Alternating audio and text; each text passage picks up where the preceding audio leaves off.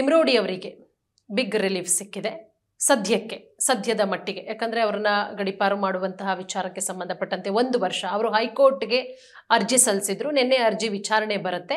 ಸ್ವಲ್ಪ ಮಟ್ಟಿಗೆ ಅವರಿಗೆ ರಿಲೀಫ್ ಆಗಿದೆ. ಈಗ ಸರ್ ತಿಮ್ರೋಡಿ ಅವರ ಮುಂದೆ ಇರುವಂತಹ ಬೇರೆ ಬೇರೆ ಆಪ್ಷನ್ಗಳು ಏನೆಲ್ಲ ಇದೆ ಅಂದ್ರೆ ಮುಂದಿನ ಅವರ ಕಾನೂನು ಹೋರಾಟ ಯಾವ ರೀತಿ ಮಾಡಬಹುದು ಅಂತ ಹೇಳಿ. ಒಂದು ಯು ಸಿ ದಟ್ ಈ ಗಡಿಪಾರ ಏನಿದೆಯಲ್ಲ ಇದು ಬ್ರಿಟಿಷರ ಕಾಲದ ಕಾನೂನು. ಇದನ್ನು ನೀವು ಮಾಡಬೇಕಾದ್ರೆ ನೀವು ನ್ಯಾಯಾಲಯಕ್ಕೂ ಕೂಡ ನೀವು ಕನ್ವಿನ್ಸ್ ಮಾಡಬೇಕು. ಈ ಕಾರಣಕ್ಕಾಗಿ ನಾವು ಇವ್ರನ್ನ ಗಡಿಪಾರ ಮಾಡ್ತಾ ಇದ್ದೀವಿ.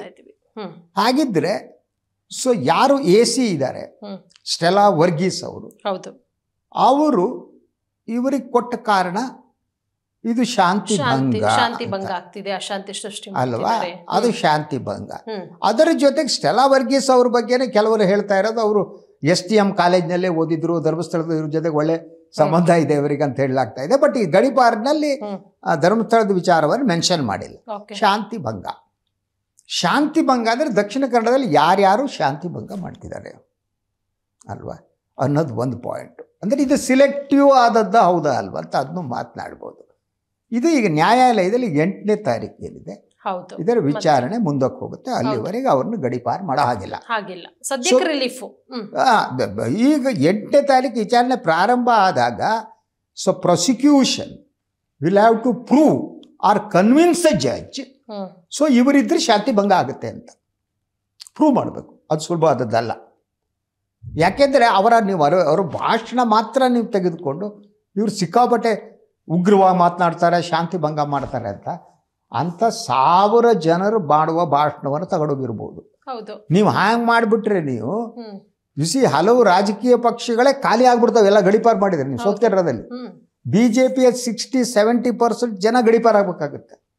RSS 67% ಆಗಬೇಕಾಗುತ್ತೆ.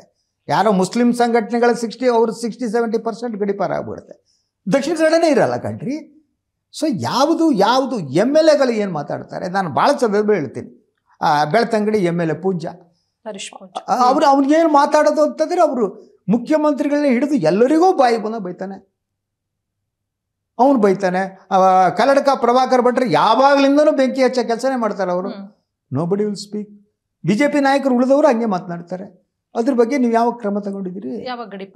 ಯಾಕೆ you are targeting Mahesh Shetty Thimarodi? That is a question. So ಇದೇ ಪ್ರಶ್ನೆಯನ್ನ ನ್ಯಾಯಾಲಯ ಕೇಳಿದರೆ, ಗೌರವಾನ್ವಿತ ನ್ಯಾಯಾಧೀಶರು ಕೇಳಿದರೆ, ದೆನ್ ಪ್ರಾಸಿಕ್ಯೂಷನ್ ಏನು ಆನ್ಸರ್ ಕೊಡುತ್ತೆ?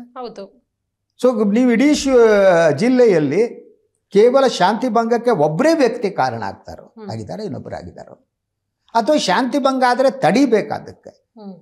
ತಡಿಬೇಕಾದಕ್ಕೆ ಕೇವಲ ಗಡಿಪಾರು ಮಾಡುವ ಮೂಲಕ ತಡಿತೀರೋ, ಅದು ಒಬ್ಬ ವ್ಯಕ್ತಿಯನ್ನು ಗಡಿಪಾರು ಮಾಡುವ ಮೂಲಕ ನೀವು ಶಾಂತಿ ಭಂಗವನ್ನು ಹೇಗೆ ತಡಿತೀರಿ?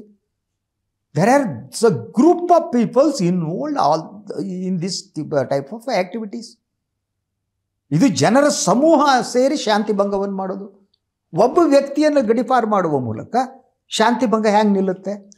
ಅಂದರೆ ನೀವು ಯಾವ ಉದ್ದೇಶದಿಂದ ಒಬ್ಬ ವ್ಯಕ್ತಿಯನ್ನು ಗಡಿಪಾರು ಮಾಡಿದ್ದೀರೋ ಅದು ಆ ಉದ್ದೇಶ ಈಡೇರಿಕೆಯ ಕಾರಣ ಆಗಲ್ಲ ಅಂತ ಆದರೆ ದೆನ್ ಹೌ ಕ್ಯಾನ್? ಇದು ನ್ಯಾಯಾಧೀಶರು ಕೇಳ್ತಾರಲ್ವ ವಿಚಾರಣೆ ಸಂದರ್ಭದಲ್ಲಿ, ಅಥವಾ ತಿಮ್ರೋಡಿಯವರು ವಕೀಲರು ಕೇಳ್ಬೋದು. ಸೊ ಅದರಿಂದ ಇದು ನ್ಯಾಯಾಲಯದ ಕಟ್ಟೆಯಲ್ಲಿ ಇದು ಉಳಿಯುವುದು ಕಷ್ಟ ನನಗನ್ಸೋ ಹಾಗೆ. ಸೊ ಅದ್ರ ಜೊತೆ ವಾತಾವರಣ ಸೃಷ್ಟಿ ಮಾಡೋದಕ್ಕೆ ತಿಮ್ರೋಡಿಯವರು ನಮ್ಮಲ್ಲಿ ಬರೋದು ಬೇಡ, ಇದಾಗುತ್ತೆ ಅಂತ ಯಾರ್ಯಾರೋ ಗುಂಪುಗಳು ಗಲಾಟೆ ಮಾಡಿಸೋದು, all these things they are doing it.